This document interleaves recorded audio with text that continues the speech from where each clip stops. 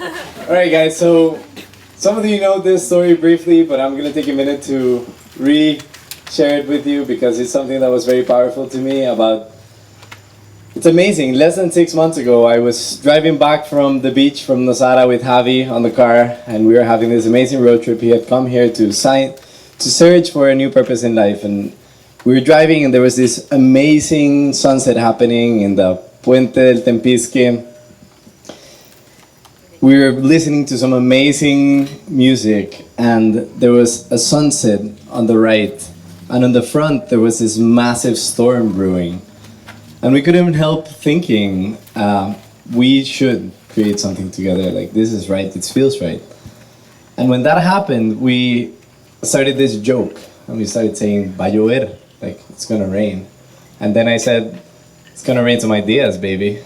And then he was like, va a llover, and we started joking around it. And then we started taking it seriously, and it turned into this amazing analogy of what would it be like to have a place that has the correct energy and purpose to generate some amazing ideas that can transform our lives, our worlds, our communities, and that we could build upon to create disruption and something amazing that would inspire others to do.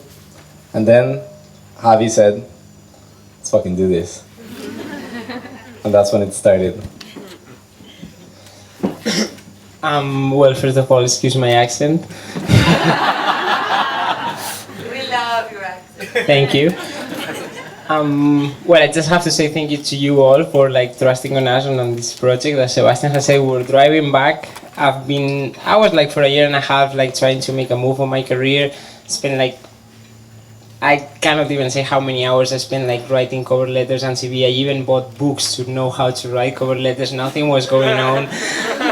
So at the end, I just realized that it was time for me to make my own path. No one was gonna come and knock my door and said, "Hey, guy, I have this change for your career that you've been looking for 2 years and a half." So,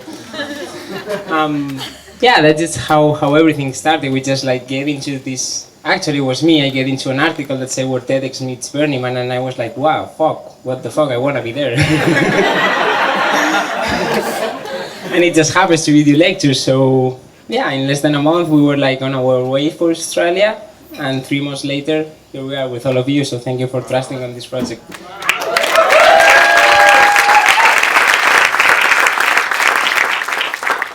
I think what's amazing of the thing that Javi and Sebas started doing is something that Aurelia, that will be speaking, and I share a lot about Joseph Campbell's words, which is that sometimes you have to give up the life you had planned to start living the life that's waiting for you. And the question is, can you say an enthusiastic yes to that adventure?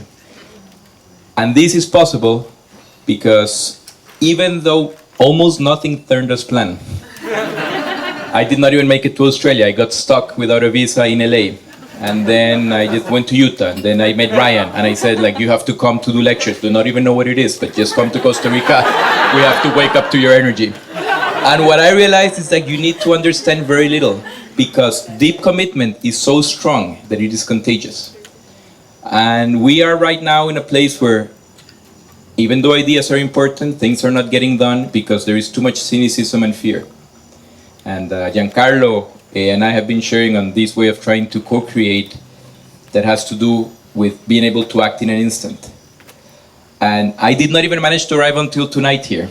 But when I was talking to Sebas, it's you look at it, if you think it's right, I'm fully committed. I'll invest, sight unseen. And I told Ed, I'll build a house there. I have not even seen what my house will be.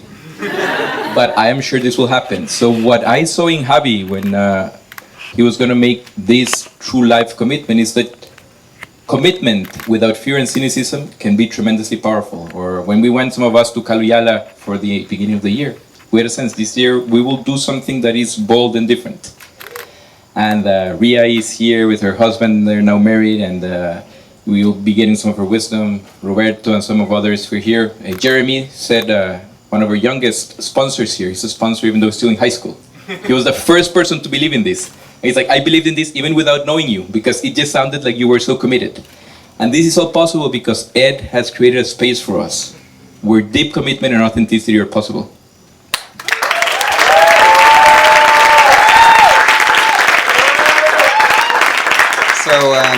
these guys arrived at our doorstep here, and they're like, "Oh, this looks like a great place to throw a gathering." And I said, "Okay, well, tell me about it. What do we have to do?" "It's called the Do Lectures. We got to go to Australia." Bueno, okay, let's go to Australia. The hardest part was explaining that to my wife. I said, "Honey, I'm going to Australia." And she said, "Okay, what do I have to pack?" And I said, no, honey, I'm going to Australia." And we embarked on a journey together. I didn't really think about it very clearly, because the idea was that in 3 months we had to do an event. And I've done events for the last 15 years. And the guys were like, "Hey, so do you think we can do an event in 3 months?" And I was like, yeah, of course.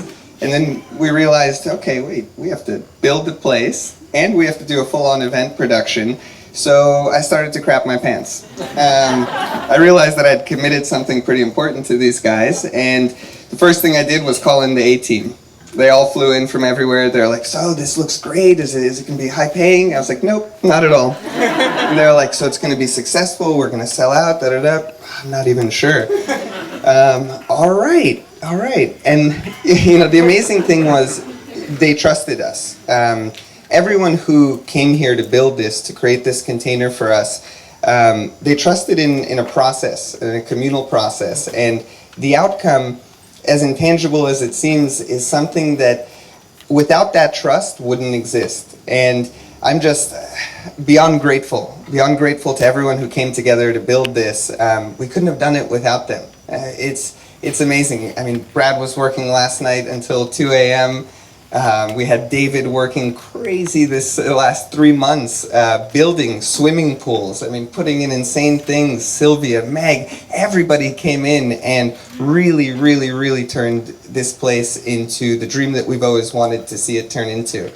And, at the end of it, seeing how beautiful everything looks, we realized it wasn't about the place at all. It is magical, it is incredible, but it's about this. It's about you guys. It's about the energy and the community that's created here. So mostly I want to thank all of you, the people who built it, the people who are attending. I mean, this is for us and created by us. So I want you to give yourselves a big round of applause.